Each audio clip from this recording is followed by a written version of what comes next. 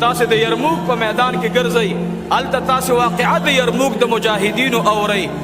ما وعده کړې وه چې د سعید بن عامر رضی الله عنه د 6,000 کسانو سره چې کوم لښکر مدینې طیبې ته د هفتې په ورځ را ورسېدلو، دغه لښکر ته عمر رضی الله عنه کومه استقبالیه وکړه او دې لښکر ته دې مجاهدینو ته مخې ته او استقبالي کولو ته څوک ولاړو.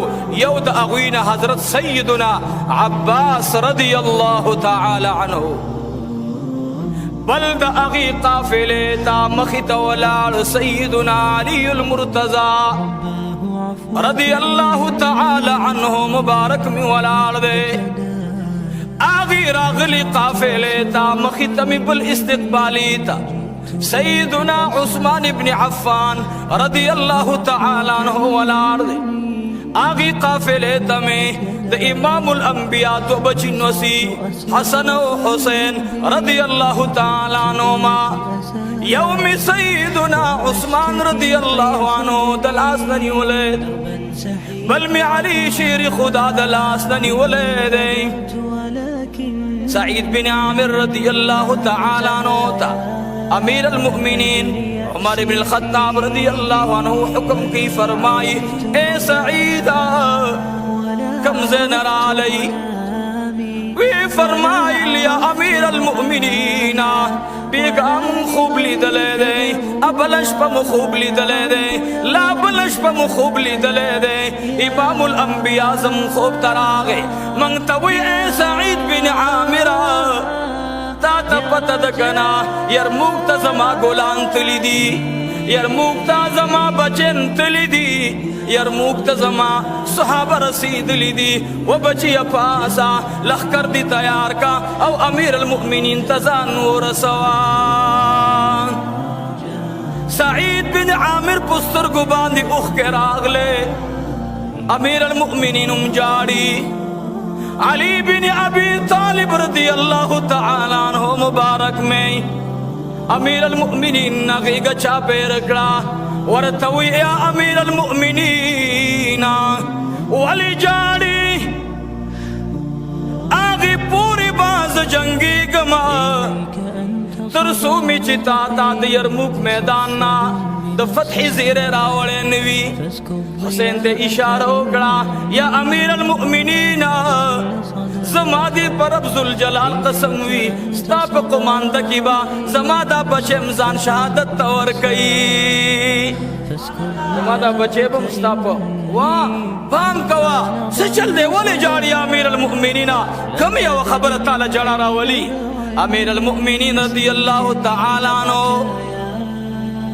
سعید بن عامر توی اے سعیدہ سمر کسان در سر راغلی دی، وی فرمائل ما سرخو کسان زر کسان را سر سرد طائف نراغلی دی. کم زن راغلی؟ طائف نا زر کسان داغیزن مجاہدین راغلی. امام الانبیاء مبارک میں چکم خار کی دعا گفتے وا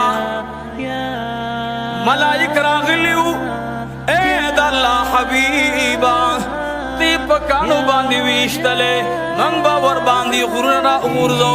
امام الانبیاء فرمائلنا نانا زو خود قوم دا تبعید پارا نیم راغلے، زو خود دید اللہ سر جوڑی تر آگلے، دید اللہ مینس کی جوڑا وشی، دا اللہ تخپل مخلوق پا مینس کی جوڑے کون تر آگلے. نوح علیہ السلام مبارک تنگشن سوئی ربی لا تذر علی الارض من الکافرین دیارا، نم نشان ختم کا محبوب میں وی اللہم اہدی قومی، یا اللہ ہدایتو کا دی قوم زماتا فإنہم لا یعلمون. دا خو نپوئی گی ربا، دا نپوئی گی اللہ زخو ترا لے گلیم نپوئی خلقتا، نوچے دا نپوئی گی نزب پا ملائکو باندے تبا کوم، نا زب اخپلی وینی دا بدن نپاکی کم، زب دی قوم تا دا ازار پسے باندے دعا کوم. دا عمر رضی اللہ عنہ مبارک اللہ تعالیٰ سنہ بارک للربا دا اغی شاہ بچی دی چی دا چاہ پا حق کی اللہ تا دعا قبول کردی دا رسول اللہ صلی اللہ علیہ وسلم. اللہم اہدی قومی فإنہم لا یعلمون، یا اللہ دی قوم تا ہدایتو کا دا خود نہ پوئی گی، خود دوی بچی با پوئیشی.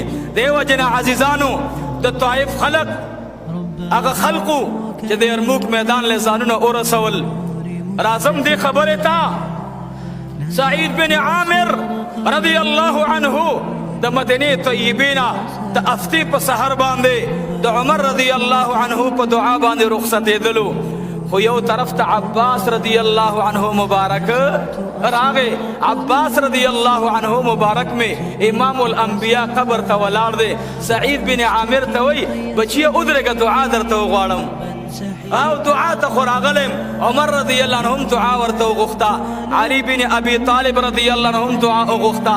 هر یو صحابي دعا وغوښته. عزیزانو د عباس رضی الله عنه دور راغې. عباس رضی الله عنه ولاړ دی دعا کوي.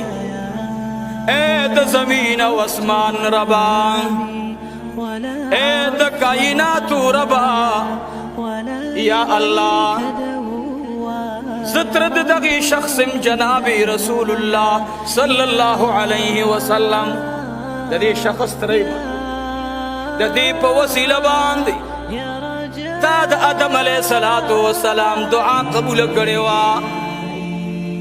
یا اللہ زو دعا غارما په وسیله د دې ښکلي پیغمبر صلی الله علیه وسلم زما دعا قبول کا او د یرموک مجاهدین کامیاب کا.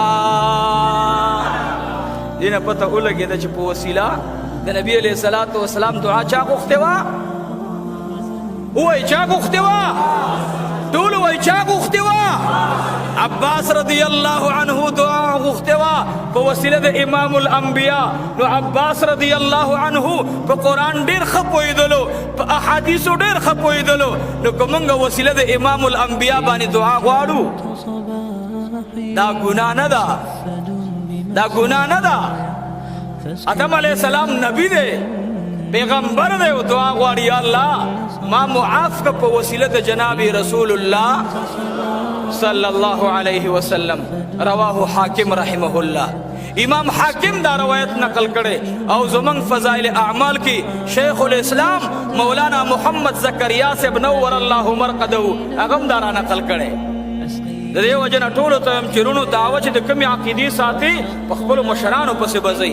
اخو دې خو هم نه مانو ګوره کته زما د مشر نوم استعماله او مس کې کوم دې کار نجدینو تکینو ګوره به در سره نظم په لار باندې به زما خپل لاري او استاد خپل لاري زبد مولانا زکریا صاحب رحمت الله علیه په لار زم څوک چې مو سره په دې لار زیدا دی وبندین دي.